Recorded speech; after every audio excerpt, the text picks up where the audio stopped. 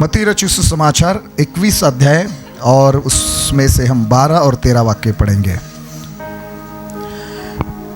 यीशु ने परमेश्वर के मंदिर में जाकर उन सब को जो मंदिर में लेन देन कर रहे थे निकाल दिया और सरापों के पीढ़े और कबूतर बेचने वालों की चौकियां उलट दी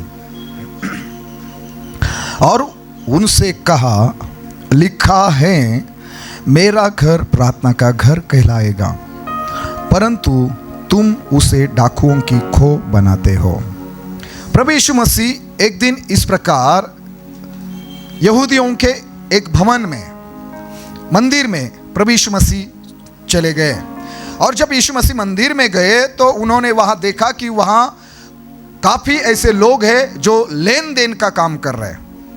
तो वहां जो लेन देन का काम भवन में चल रहा था, परमेश्वर के मंदिर में चल रहा था, तो उन सरापों को, उन कबूतरों को, उन चीजों को बेचने वाले लोगों को यीशु मसीह ने मंदिर से निकाल दिया और निकालने के बाद उन लोगों को ये कहा, जो लोग वहां लेन देन कर रहे थे उन लोगों को यीशु मसीह ने वचन 13 में ये बात कही कि लिखा है, व्यवस्था में लिखा है या वचन में लिखा है कि मेरा घर प्रार्थना का घर कहलाएगा, मेरा घर प्रार्थना का घर कहलाएगा, परंतु तुम उसे डाकुओं की खो बनाते हो। आज मैं इस विषय पर बात करने जा रहा हूं, दुआ की कलीसिया या प्रार्थना करने वाली कलीसिया। और प्रभु चाहता है कि आप और मैं, हमारे लोग, हमारा परिवार, हमारी कलीसिया दुआ करने वाली कलीसिया हो। सुनो, जब तक कलीसिया प्रार्थना करने वाली कलीसिया नहीं बनेगी, बेदारी नहीं आएगी, जागृति नहीं आएगी, रिवाइवल नहीं आएगा। सुन रहे आप लोग? तो क्या प्रभु चाहता है अपने कलीसिया के विषय में? प्रभु चाहता है कि उसकी कलीसिया दुआ करने वाली कलीसिया बने। मेरा घर प्रार्थना का घर कहलाएगा। ये यीशु किसको बोल रहे हैं? ये यीशु मसीह उन लोगों को बोल रहे हैं जिनको उसने मंदिर से निकाला। इसका मतलब जो लोग दुआ नहीं करते वो कलीसिया से निकाल दिए जाए, ये अच्छा है। यीशु मसीह ने उन लोगों को निकाल दिया। मेरा मंदिर, मेरा घर प्रार्थना का घर कहलाएगा। या तुम लोग प्रार्थना करने के बजाय लेन देन कर रहे हो? मेरा सवाल आपसे है कि आप कलीसिया में आकर क्या करते हैं? आपका जीवन कैसा है? ओके, ध्यान दीजिए, यीशु मसीह ने कहा मेरा घर प्रार्थना का घर कहलाएगा। नए नियम में यीशु का घर, यीशु का मंदिर कौन है? मेरे साथ पढ़िए एक वचन को, पहला कुरिन्थियों अध्याय 3 16 और 17 वाक्य। क्या तुम नहीं जानते कि तुम परमेश्वर का मंदिर हो? हालेलुया। प्रेरित पौलुस अपनी कलीसिया से पूछ रहा है, क्या तुम नहीं जानते कि तुम परमेश्वर का मंदिर हो और परमेश्वर का आत्मा तुम में वास करता है? यदि कोई परमेश्वर के मंदिर को नष्ट करेगा तो परमेश्वर उसे नष्ट करेगा, क्योंकि परमेश्वर का मंदिर पवित्र है और वो तुम हो। हाथों को उठाकर कहो, परमेश्वर का मंदिर मैं हूं। सुनो, पहला कुरिन्थियों 6:19 में भी यही बात लिखी है, लिखा है, क्या तुम नहीं जानते कि तुम्हारा देह पवित्र आत्मा का मंदिर है जो तुम में बसा हुआ है और तुम्हें परमेश्वर की ओर से मिला है। हालेलुया। तो अभी हम किस मंदिर की बात कर रहे हैं? कौन है परमेश्वर का मंदिर? प्रभु का घर। यीशु कह रहा है मेरा घर प्रार्थना का घर कहलाएगा। अब यीशु का घर या मंदिर कौन है? आप है। इसका मतलब यीशु मसीह चाहता है कि आपका जीवन प्रार्थना का जीवन हो, लेकिन आपके जीवन में आप व्यस्त है लेन देन करने में, नौकरी बिजनेस करने में, अपने मन की, शरीर की इच्छाओं को पूरा करने में। आपका जीवन प्रार्थना का जीवन कहां है? प्रभु चाहता है कि उसके लोग जो उस पर विश्वास करते हैं, उसकी सेवा करते हैं, उसके पीछे चलते हैं, वो दुआ करने वाले हो, क्योंकि यीशु मसीह खुद दुआ करने वाला व्यक्ति था। जब यीशु मसीह संसार में थे, यीशु मसीह रात रात जंगल में, अकेले में, पहाड़ों में जाकर दुआ किया करता था। भोर को उठकर जंगल में जाकर वो दुआ करता था। अपनी सेवा, अपनी जिम्मेदारी, अपने चेलों को सबको छोड़कर अकेले में जाकर रात रात अपने पिता के साथ प्रार्थना में बातें करने में वो समय बिताता था। इसलिए वो चाहता है कि उसकी कलीसिया भी, उसके लोग भी, जो आप उसका मंदिर हो, घर हो, आपका जीवन प्रार्थना का जीवन हो, चर्च। इसलिए आप इस बात पर ध्यान दीजिए कि वो चाहता है कि हमारा जीवन प्रार्थना का जीवन हो। इफिसियों 6:18 में भी क्यों ना पढ़े, हर जगह कहा है नित्य, सर्वदा, हर दिन, लगातार, ऐसे शब्द लिखे गए। क्या कहा है? प्रार्थना करो। चर्च, यीशु ने कहा कि मेरा घर प्रार्थना का घर कहलाएगा। उसकी कलीसिया प्रार्थना करने वाली कलीसिया हो। कलीसिया की पहचान क्या होनी चाहिए? आपकी पहचान क्या होनी चाहिए? यह कलीसिया प्रार्थना करने वाली कलीसिया है। उसकी पहचान क्या होनी चाहिए? आपकी पहचान क्या होनी चाहिए? यह प्रार्थना करने वाली स्त्री है। सुनो, इस बात पर मैंने कहा ज्यादा जोर दिया है कि हर एक व्यक्ति या उसकी कलीसिया, उसके लोग निरंतर या नित्य, लगातार या हर दिन प्रार्थना करने वाले बने। एक दिन भारती मैंने पूछा कि इस रास्ते से कौन जा रहा है? तो लूका रचित सुसमाचार 18 अध्याय और 38 से 40 वचन में जब हम पढ़ते हैं कि जब उन्होंने उसको बताया यीशु नासरी जा रहे हैं, तब उसने पुकार के कहा, हे यीशु, दाऊद की संतान, मुझ पर दया कर। जो आगे जा रहे थे वे उसे डांटने लगे कि चुप रहे, परंतु वो और भी चिल्लाने लगा, हे दाऊद की संतान, मुझ पर दया कर। यहां पर एक व्यक्ति है जिसका नाम बारतीमय है। वो अंधा है। वो उस यरीहो के रास्ते पर बैठकर आने जाने वाले लोगों से भीख मांग रहा है। जब उसने सुना कि लोगों ने कहा कि यहां से यीशु नासरी जा रहे हैं, जैसे उसने यीशु के बारे में सुना, वो यीशु को पुकार कर कहने लगा, हे दाऊद की संतान, मुझ पर दया कर। ये उसकी दुआ है। और जब वो दुआ कर रहा है, उसको चुप किया जा रहा है। आपको दुआ करने से हमेशा रोका जाएगा। आपको हमेशा दुआ करने से रोका जाएगा, क्योंकि शैतान जानता है कि अगर ये भाई, ये बहन दुआ करेगा तो ये छुटकारा पाएगा, ये उद्धार पाएगा, ये चंगाई पाएगा। कोई भी बंधन इसके जीवन में काम नहीं कर पाएगा। शैतान जानता है कि जो लोग दुआ करते हैं, मैं उनको बंधन में, पापों में, किसी भी बातों में मैं उनको कैद नहीं कर सकता। शैतान जानता है। तो हमेशा दुआ करने वालों को चुप किया जाएगा। लेकिन सुनना, मैंने कहा याद रखना, अगर रिवाइवल चाहिए, बेदारी चाहिए आपके जीवन में, परिवार में और हमारी कलीसिया में, बढ़ोतरी चाहिए, हर बातों में हमें तरक्की चाहिए, भरपूरी चाहिए, तो प्रभु चाहता है उसकी कलीसिया दुआ की कलीसिया हो, उसके लोग दुआ करने वाले लोग हो। क्योंकि दुआ में कितनी ताकत है मैं आपको सिखाना चाहता हूं। मैंने कहा यीशु खुद दुआ करने वाले व्यक्ति थे। वो परमेश्वर के पुत्र होकर रात रात दुआ करते थे। तो हमें कितनी दुआ करनी चाहिए।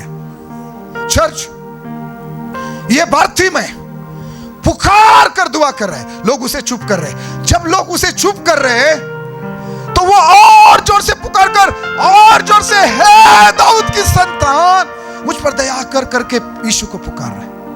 और सुना, मैं गहरी बात बोलने जा रहा हूं। जैसे उसने पुकार के कहा, यीशु को पुकारा, हे दाऊद की संतान, मुझ पर दया कर, तो यहां अगले वचन में लिखा है, तब यीशु ने खड़े होकर आज्ञा दी कि उसे मेरे पास लाओ।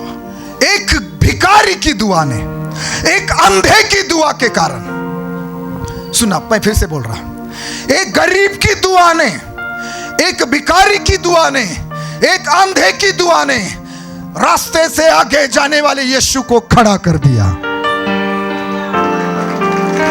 हालेलुया। क्यों? मेरा सवाल है क्यों? क्यों यीशु खड़े हो गए? लोगों की तरह उसने भी बारतीमय को नजरअंदाज क्यों नहीं किया? बाकी लोगों की तरह यीशु ने नहीं कहा उसको चुप कराए, उसको चुप किया जाए।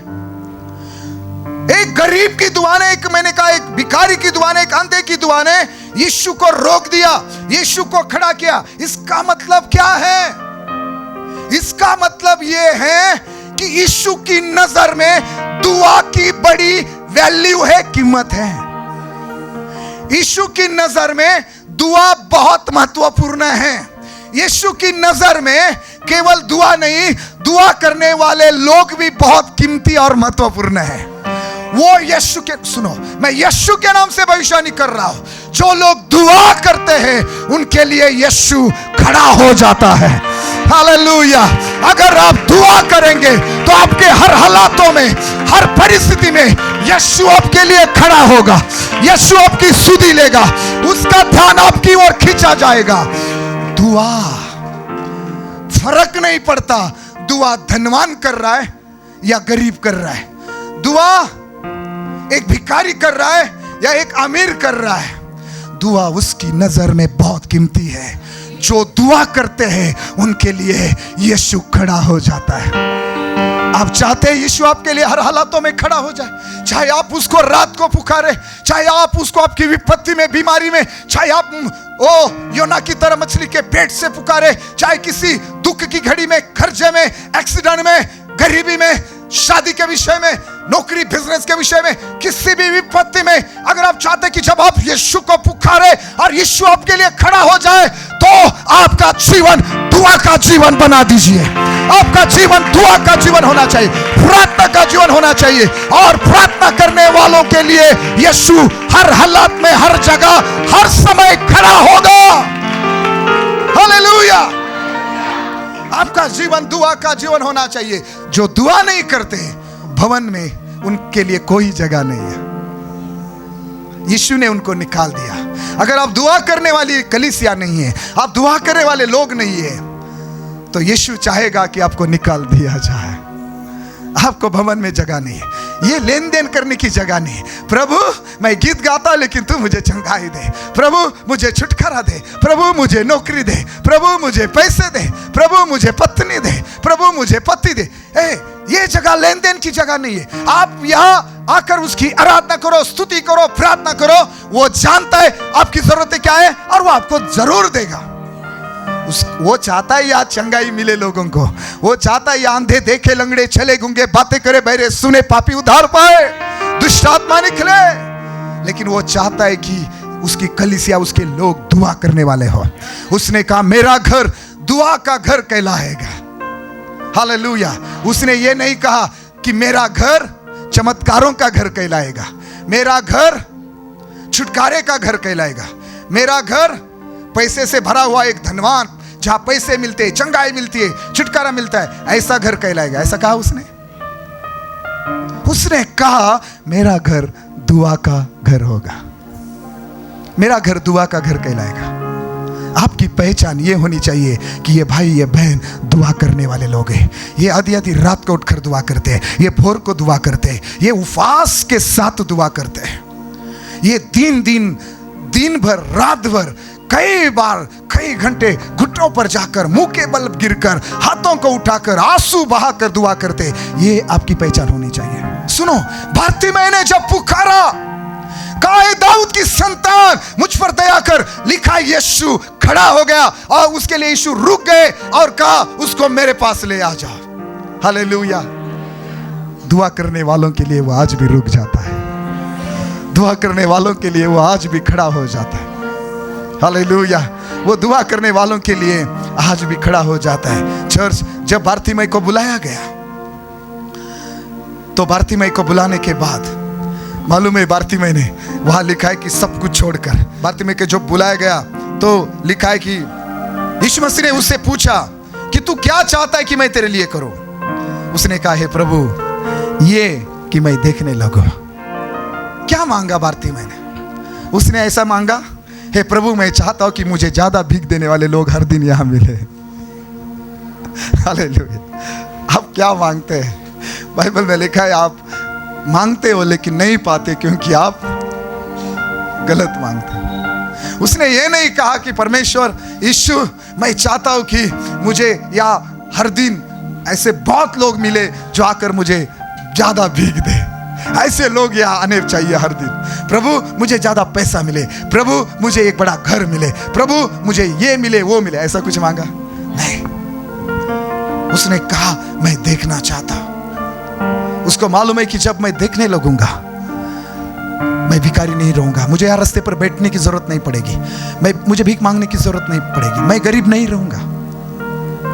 चर्च, प्रभु जानता है कि आपकी सही जरूरत क्या है। मैं इतना ही कहना चाहता हूं, बारतिमै ने पुकारा,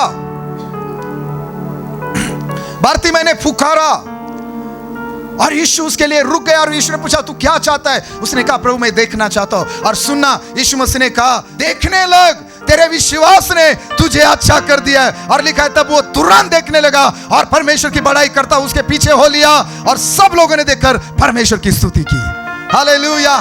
और सुनना, जो सालों से उसकी आंखें बंद थी, शायद जन्म से उसकी आंखें बंद थी, सुनना तुरंत उसकी आंखें खुल गई और वो देखने लगा। हालेलुया। मैं भविष्यवाणी करने जा रहा, यीशु के नाम से कोई तो तैयार हो जाओ, कोई तो तैयार हो जाओ ग्रहण करने के लिए। जो सालों साल आपके लिए दरवाजे बंद है, दुआ क्या करती है? दुआ क्या करती है? दुआ क्या करती है? दुआ में कितनी ताकत है। सालों साल जो बातें आपके लिए नहीं हुई, सालों साल जो हालात आपके नहीं बदले, जब आप दुआ करोगे वो पल भर में, वो तुरंत वो बातें आपके लिए होना शुरू हो जाएगी।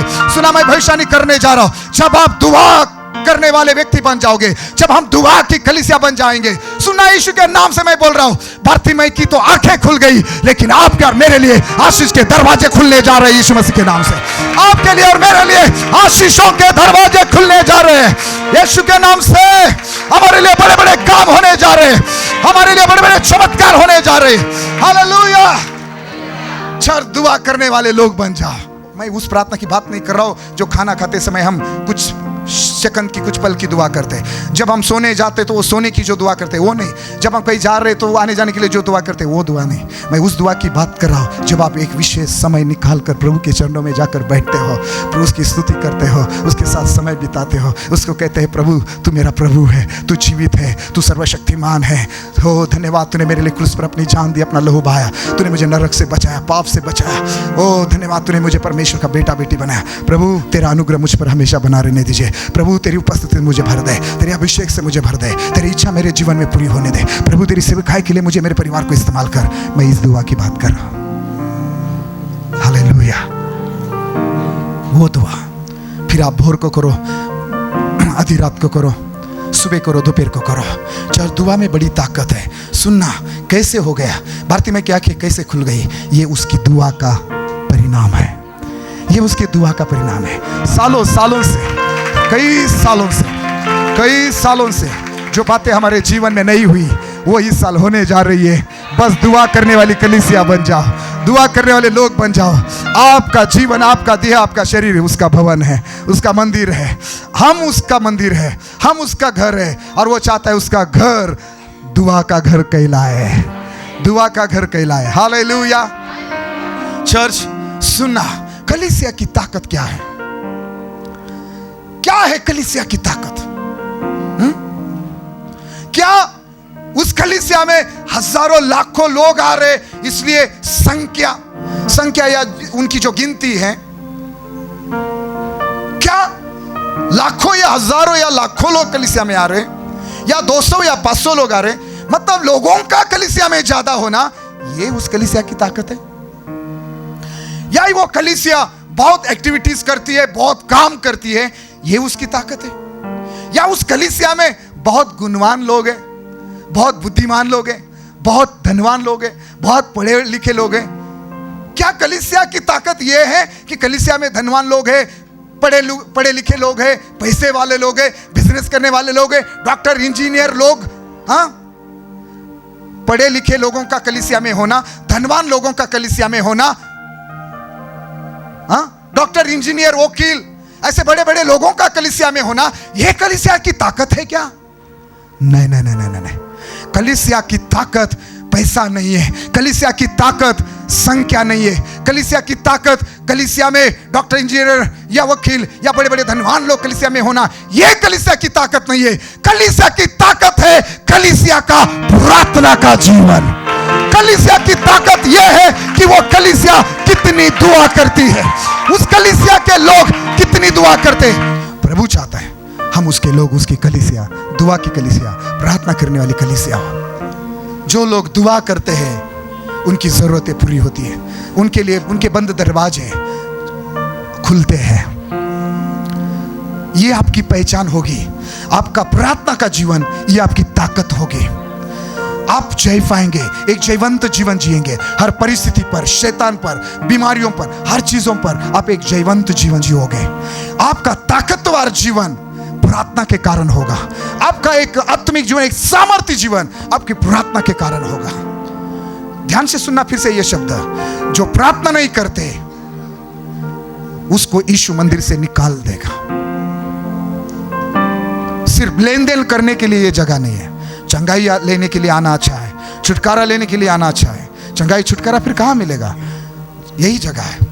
लेकिन कलीसिया में, कलीसिया ये दुआ करने वाली कलीसिया, ये जगह दुआ की जगह है, आराधना की जगह है, वचन सुनने की जगह है, अभिषेक से भरने की जगह है। हालेलुया। दुआ का जीवन आपका हो, ये आपका और मेरा प्रभु चाहता है। मेरे प्रियो, दुआ के कारण बदलाव आएंगे। भवन में बैठकर प्रार्थना करो। 2024 में जो बदलाव आप चाहते हैं वो बदलाव आप देख सकते हैं। दुआ से हम दुनिया को छू सकते हैं, दुआ से दुनिया में बदलाव ला सकते हैं। इतनी ताकत है दुआ में। दुआ से आपके परिवार में बदलाव आ सकता है, आपके पति के, पत्नी के, बच्चों के, माँ बाप के जीवनों में बदलाव आ सकता है। दुआ में ताकत है। दुआ में आपकी आंखें खुल सकती है, आपको समझ में आ सकता है, आपको दिखाई दे सकता है कि आपको क्या करना है और कहां जाना है। हालेलुया। बाइबल में एक स्त्री का नाम है हन्ना। हन्ना नाम की एक लड़की की शादी हुई। पति अच्छा था, बहुत प्रेम करने वाला, और हर किसी लड़की की, हर किसी स्त्री की जब उसकी शादी हो जाती है वो चाहती है उसकी अपनी संतान हो, वो मां बने, उसके अपने बच्चे हों। लेकिन मालूम है ना, कई बार ऐसा होता है, उसको परमेश्वर ने उसकी कोख बंद कर दी। आज इस शब्द का मैं आपको सही मतलब बताऊंगा। मैं आज इस बात का क्यों, मतलब हन्ना की कोख परमेश्वर ने क्यों बंद करी थी, मैं उसका रियल, उसका सही मतलब आज आपको बताऊंगा। हुआ ये कि ये जो हन्ना है ना, उसका जीवन पढ़कर देखना, पहले शमूएल की किताब पहला पूरा अध्याय पढ़कर देखना। बाद में ये हन्ना है ना, ये बहुत धर्मी स्त्री थी, ये प्रार्थना करने वाली स्त्री थी, ये परमेश्वर के भवन में जाने वाली स्त्री थी, परमेश्वर की आराधना करने वाली स्त्री थी। लेकिन दुर्भाग्य से, मैं अपने शब्द में कह रहा हूं, लेकिन दुख की बात यह है कि उसकी कोख परमेश्वर ने बंद कर दी। उसके पति ने दूसरी शादी करी, और सबसे बुरी बात क्या है मालूम है क्या, कि उसके पति ने दूसरी शादी करी और उस औरत को, उस स्त्री को बच्चे हो गए, वो गर्भवती हो गई, उसको बच्चे हो गए। वो प्रार्थना करने वाली नहीं थी, वो चर्च जाने वाली नहीं थी, वो आराधना करने वाली, प्रार्थना करने वाली नहीं थी। वो उलट हन्ना जब भवन में जाती थी या प्रार्थना करती थी तो ये हन्ना को चिढ़ाती थी, हन्ना को बेइज्जत करती थी, हन्ना पर हंसती थी, हन्ना को अपमानित करती थी। और ऐसी औरत को, ऐसी स्त्री को संतान मिली। कितना अन्याय हम कहेंगे, लेकिन मालूम है परमेश्वर कभी गलती नहीं करता। और जब उसकी सौतन जो उसको बार बार चिढ़ाती थी, ये हन्ना है ना, रोती रहती थी, और फिर ये रात रात जागती थी, खाना नहीं खाती थी। रोना अच्छा है प्रार्थना में, लेकिन परमेश्वर इमोशनल नहीं है। परमेश्वर भावनाओं को देखकर काम नहीं करता, इमोशनल नहीं है वो।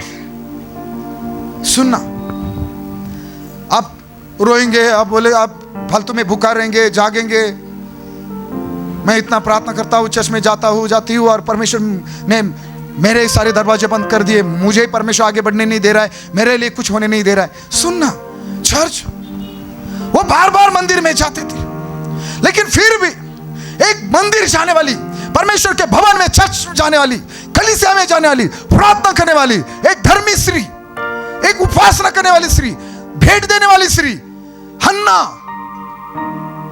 उसकी कोख परमेश्वर ने बंद करी थी। और यह सालों साल चलता रहा, और सालों साल इसने अपनी सौतन से अपमान और बदनामी या चिढ़ाया जाना वो सब सहन किया। लेकिन एक ऐसा दिन आया, एक ऐसा साल आया, यह साल 2024 साल है, वो साल 2024 साल है, बेदारी का साल, रिवाइवल ईयर। एक साल ऐसा आया, वो अपने पति के साथ परमेश्वर के भवन में गए, और जब उनका सारा जो भी आराधना करना, मेल बलि, होम बलि चढ़ाना, जो भी सब कुछ हुआ, खाना पीना सब हुआ, ये फिर से उठे और परमेश्वर के भवन में गए। और पहले शमूएल की किताब पहला अध्याय 10 और 11 में कि वो मन में व्याकुल होकर यहोवा से प्रार्थना करने और बिलक बिलक कर रोने लगे। और उसने ये मन्नत मानी, हे सेनाओं के यहोवा, यदि तू अपनी दासी के दुख पर सचमुच दृष्टि करे और मेरी सुधि ले और अपनी दासी को भूल न जाए। कोई सुन रहा है? कभी कभी हमें भी यही लगता है। हन्ना को लग रहा था परमेश्वर उसको भूल गया है। यीशु के नाम से मैं बोल रहा हूं, वो दुआ करने वालों को कभी नहीं भूलता, उसके भवन में आने वालों को वो कभी नहीं भूलता, उसकी आराधना करने वालों को वो कभी नहीं भूलता। हाँ, आशीष देने के लिए उसका अपना एक सही टाइम होता है, लेकिन वो कभी नहीं भूलता। यीशु ने कहा, मैं आपको कभी नहीं छोड़ूंगा, कभी नहीं त्यागूंगा। हन्ना कह रहे, हे परमेश्वर, अगर तू अपनी दासी की सुधि लेगा, अपनी दासी को भूल नहीं जाएगा और अपनी दासी को पुत्र दे, तो मैं उसे उसके जीवन भर के लिए यहोवा को अर्पण करूंगी और उसके सिर पर छुरा फिरने न पाएगा। दुआ तो उसने 1000 बार की थी, दुआ तो वो कई बार कर चुकी थी, वो परमेश्वर के भवन में तो कई बार जा चुकी थी, कई बार उसने दुआ की थी। लेकिन आज की उसकी दुआ 2024 साल की देखो, ये आपकी दुआ होनी चाहिए 2024 की। तो बेदारी आपके जीवन में, परिवार में, कलीसिया में आएगा, तो बड़ा छुटकारा आएगा। भारतीमय की बंद आंखें खुलेगी और हन्ना की बंद कोख भी खुलेगी। भारतीमय की बंद आंखें भी खुलेगी और हन्ना की बंद कोख भी खुलेगी। यीशु के नाम से ये प्रोफेसी है, ग्रहण करें। हालेलुया। मैंने कहा दुआ तो उसने पहले भी की थी, लेकिन क्या दुआ की होगी? परमेश्वर, मेरी सौतन देखो मुझे चिढ़ाती है, मैं बांझ हूं, मेरा पति तो मुझे बहुत चाहता है, लेकिन फिर भी मजबूरन उसे दूसरी शादी करनी पड़ी। और देखो मैं कितनी दुर्भाग्यशाली हूं कि मेरे पति ने दूसरी पत्नी की और उसको बच्चे हो गए और मैं आज भी बांझ हूं। देख मेरी सौतन को, जो तेरे भवन में नहीं आती, जो प्रार्थना नहीं करती, जो तेरी आराधना नहीं करती, उसकी कोख तूने भर दी, उसको बच्चे हो गए। देखो वो आशीषित है और मैं आशीषित नहीं हूं। परमेश्वर मुझे बेटा दीजिए, परमेश्वर मुझे बेटा दीजिए, परमेश्वर मुझे बेटा दीजिए। हर बार उसकी दुआ यही थी, परमेश्वर मुझे बेटा दीजिए, परमेश्वर मुझे बेटा दीजिए। उसने हर बार दुआ की, लेकिन बेटा मांगा अपने लिए। उसने 2023 तक अपने दुआ की, लेकिन अपने लिए दुआ की। आपके जीवन में एक बदलाव आने जा रहा है और वो आपकी प्रार्थना आपके जीवन में बदलाव लाएगी। हमारी प्रार्थना 2024 में हमारे जीवन में रिवाइवल, बेदारी लाएगी। कोई सुन रहा है? एक बार दोनों हाथों को उठाकर जोर से बोले हालेलुया। सुनो, मैंने कहा उसने दुआ तो इसके पहले भी की थी, कई बार की थी, बार बार की थी, लेकिन दुआ की क्या की थी? अपने लिए। बेटा मांगा था, लेकिन अपने लिए। लेकिन आज पहली बार वो बेटा मांग रही है, लेकिन बेटा मांगते समय कह रही है, परमेश्वर अगर तू मुझे बेटा देगा तो मैं जीवन भर के लिए उस बेटे को तेरी सेवकाई के लिए, तेरे लिए समर्पित कर दूंगी। सुनना, अब यह बात यह है, यह हन्ना है और परमेश्वर है। कई दिनों से परमेश्वर भी कुछ बातों की तलाश में था और हन्ना भी कुछ बातों की कई सालों से तलाश में थी। परमेश्वर को इस बात की तलाश थी, वो कई सालों से, कई दिनों से इज़राइल के लिए, अपने लोगों के लिए एक नबी के, एक अच्छे भविष्यवक्ता की तलाश में था। परमेश्वर को क्या चाहिए था? एक नबी।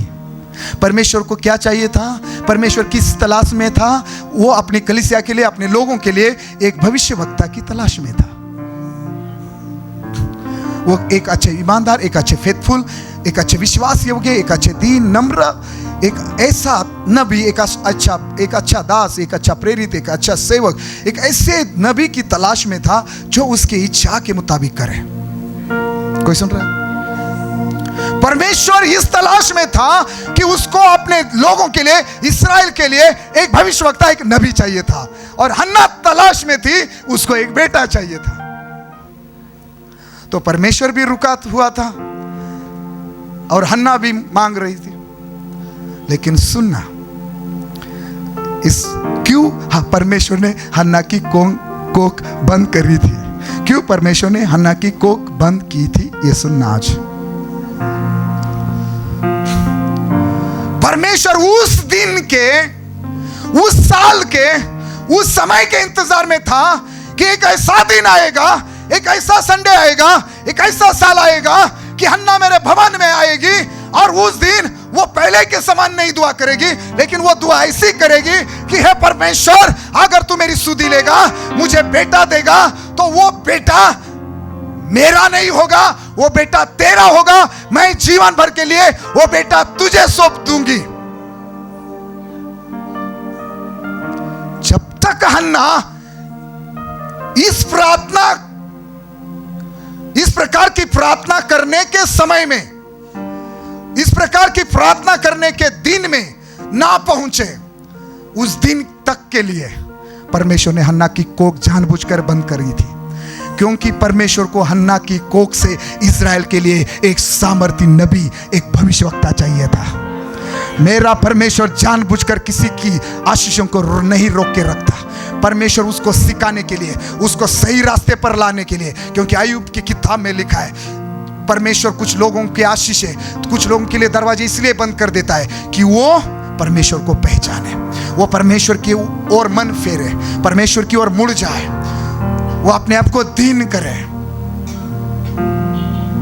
सुन रहे आप लोग? क्यों परमेश्वर ने कोख बंद करी थी हन्ना की? मालूम है?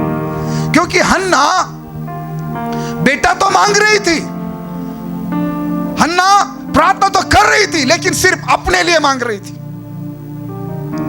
सुनना, क्यों परमेश्वर ने हन्ना की कोख बंद करी थी? क्यों परमेश्वर ने उस दिन तक उसकी प्रार्थना नहीं सुनी थी?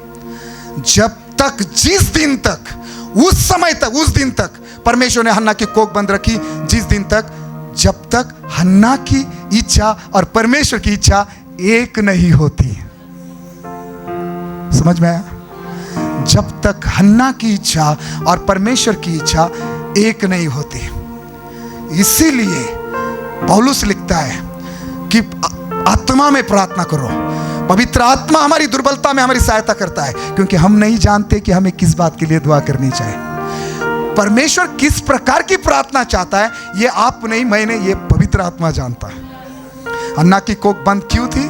क्योंकि हन्ना की कोख से परमेश्वर अपने लोगों के लिए एक नबी चाहता था। लेकिन हन्ना मांग रही, मुझे बेटा चाहिए। वो ये नहीं मांग रही थी कि परमेश्वर मुझे बेटा दे, लेकिन वो तेरे लिए होगा। जब तक आप अपने लिए नौकरी मांगेंगे, जब तक अपने लिए पैसा मांगेंगे, जब तक आप अपने लिए घर मांगेंगे, जब तक आप अपने लिए बिजनेस मांगेंगे, जब तक आप अपने लिए मांगते रहेंगे, शायद आपके दरवाजे बंद रहेंगे।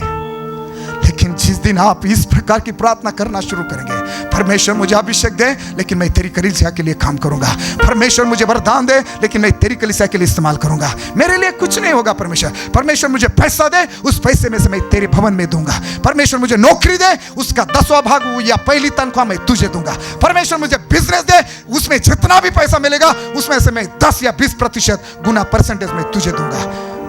दुनिया में आज भी ऐसे लोग हैं, वो 90%, 80%, 75%, 50% परमेश्वर को देते हैं, इसलिए वो दुनिया में धनवान है। चर्च, पैसा एक तो परमेश्वर देता है, नहीं तो शैतान देता है, लेकिन शैतान से चाहिए तो उसको नमन करना पड़ेगा, उसकी आराधना करनी पड़ेगी। समझ में आ रहा है? चर्च, जब तक आपकी इच्छा परमेश्वर की इच्छा नहीं बनती, जब आपकी प्रार्थना परमेश्वर की इच्छा के मुताबिक नहीं, आप जो कुछ मांगो परमेश्वर मुझे चंगाई दो, मुझे छुटकारा दो। अगर वो 10 कोड़ियों को चंगा करता है ना, वो चाहता है 10 के 10 भवन में आकर उसकी आराधना करे, वो तैयार है। सुनना, वो एक को नहीं, वो एक परिवार को नहीं, एक भाई को एक बहन को नहीं, वो सबको आशीष देना चाहता है, लेकिन आशीष देने के पीछे वो देखता है क्या ये आकर मेरी आराधना करेगा, ये मेरे लिए कुछ करेगा। तो आपको जो चाहिए वो परमेश्वर देगा, लेकिन उसमें परमेश्वर का हिस्सा है क्या, भाग है क्या, उसमें परमेश्वर को कुछ स्थान है क्या, जगह है क्या उसमें। देखो क्यों हन्ना की कोख बंद थी। समझ जाओ, अगर आपकी प्रार्थना परमेश्वर नहीं सुन रहा है तो आप परमेश्वर की इच्छा में आज तक नहीं आए हैं। कहीं तो गलती हो रही है आपसे, कहीं तो गलती हो रही है आपसे। आप सेवा तो कर रहे, आराधना तो कर रहे, आप धर्मी भी तो है। और सुनना, ये ऐसे रोने पीने वाले लोगों की ओर परमेश्वर नहीं देखता। हन्ना तो कितनी भी भूखी रहे, रात भर रो, कितने भी आंसू बहा, कितनी भी रात जागती रहे, मैं तेरी ओर देखने वाला नहीं हूं। मेरा ध्यान तेरी कोख पर है। तेरी कोख में जब तक तू नहीं मांगेगी कि परमेश्वर मेरी कोख में एक बेटा जन्म लेगा, लेकिन वो बेटा तेरे लिए मैं दूंगा, जिस दिन तू ये दुआ नहीं करेगी उस दिन तक मैं खुद तेरी कोख बंद रखूंगा। अगर जब परमेश्वर बंद रखेगा ना, अगर परमेश्वर आपके लिए दरवाजे बंद करेगा ना, प्रकाशित वाक्य में लिखा है अगर परमेश्वर बंद करेगा तो ऐसा कोई नहीं है जिसे खोल सके।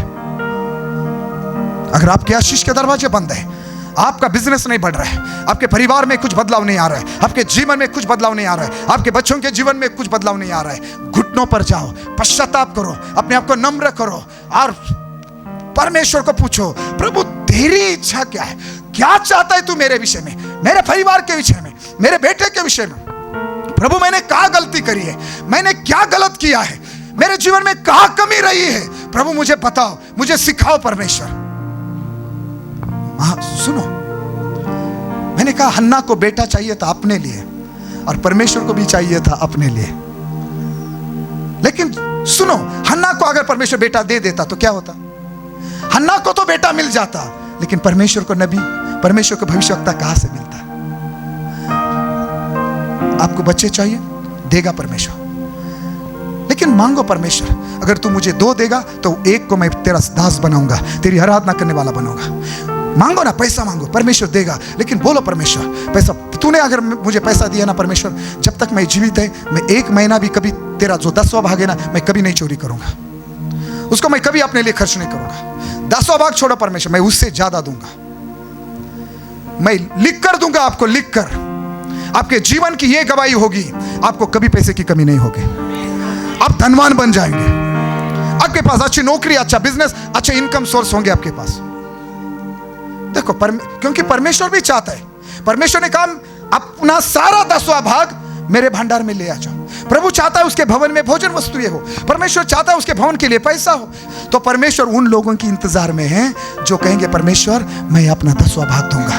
हन्ना ने 1 बेटा दिया, अगले वचन में पढ़ना, पहले शमूएल 2:20 और 21 में हन्ना ने 1 बेटा मांगा और उस परमेश्वर ने उसको 1 दिया, उसका नाम शमूएल, उसके नाम से बाइबल में 2 किताबें हैं। परमेश्वर ऐसा बेटा आपको देगा ना, ऐसा बिजनेस, ऐसी नौकरी आपको देगा ना, इतनी आशीष आपको देगा ना, आपका नाम होगा नाम दुनिया में।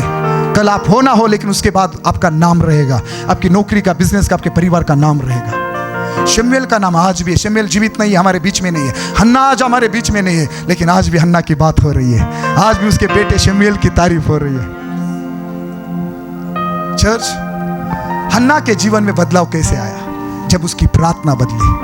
हन्ना की कोख कब खुली? जब उसकी प्रार्थना बदली। हन्ना ने एक बेटा दिया, लेकिन परमेश्वर ने उसको 5 बच्चे दिए, कुछ बेटियां और कुछ बेटे। आप 1% दोगे, परमेश्वर 5 या 7 गुना आपको वापस लौटाएगा। हालेलुया। मेरे प्रियो, परमेश्वर को नबी चाहिए। आप पैसे की तलाश में हैं, आप नौकरी की तलाश में हैं, आप चंगाई की तलाश में हैं, आप आशीषों की तलाश में हैं, और परमेश्वर उन लोगों की तलाश में है जो आशीष लेने के बाद, जो अभिषेक लेने के बाद, जो नौकरी मिलने के बाद, जो पैसा मिलने के बाद, जो वरदान मिलने के बाद उसके भवन में आकर उसकी आराधना करें। क्या वो चाहता है ऐसे लोग आप बनोगे? क्या आप वो चाहता है ऐसी कलीसिया आप बनोगे?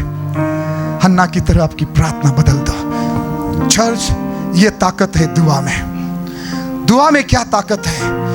यहोशू ने दुआ की, लिखा है जब यहोशू ने दुआ की ना, एक पूरे दिन के लिए, यहोशू किताब 10 अध्याय में बाद में पढ़ना, एक दिन के लिए दुआ की ताकत आपको बता रहा हूं अंत में, आखिरी में, बस अभी दुआ करते। दुआ की ताकत सुनो। यहोशू ने जब दुआ की ना, पूरे दिन भर के लिए सूरज आकाश के बीचों बीच अपनी जगह रुक गया।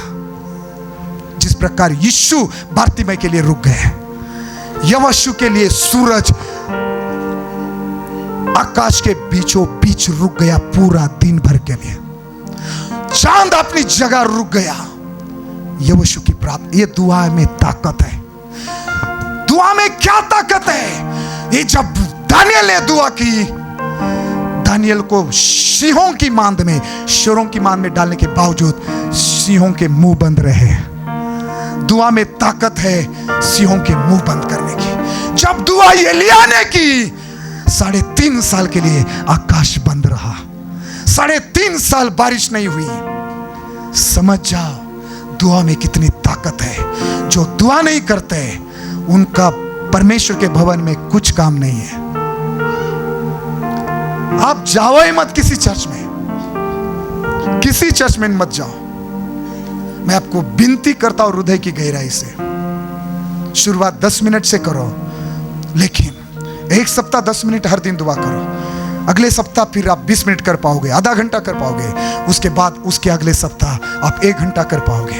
ये आदत डालो, फिर धीरे धीरे 2 घंटा, 3 घंटा, 5 घंटा, 7 घंटा, कई बार फिर दिन भर कर पाओगे, कई बार रात भर। आप एक आदत, आप प्रार्थना, आपका जीवन बन जाएगा। जो प्रार्थना नहीं करते वो मरे हुए लोग हैं आत्मिक जीवन में। प्लीज, यीशु ये चाहता है कि उसकी कलीसिया, उसका घर दुआ का घर कहलाए, और उसका घर आप और मैं हो। वो चाहता है कि हम दुआ करने वाले लोग हो, हम प्रार्थना करने वाले लोग हो चर्च। और मैंने कहा आपकी प्रार्थना आपके जीवन में छुटकारा लाएगी। आपकी प्रार्थना आपके लिए आपकी बंद आंखें, आपकी प्रार्थना बारतिमै की बंद आंखें खोलेगी। आपकी प्रार्थना हन्ना की बंद को खोल देगी। आपकी प्रार्थना से हमारे जीवनों में, परिवार में, कलीसिया में, बिजनेस में, नौकरी में रिवाइवल आ जाएगा। हालेलुया। तो कितने लोग तैयार हैं आज प्रार्थना करने के लिए, अपना जीवन समर्पित करने के लिए? जितने लोगों ने वचन सुना जोर से कहे आमीन। हालेलुया। प्रभु इस वचन के द्वारा आपको आशीष दे। अपनी जगह पर खड़े हो जाए और हम प्रार्थना में जाएंगे। Thank you Jesus. आज अपना समर्पण करो।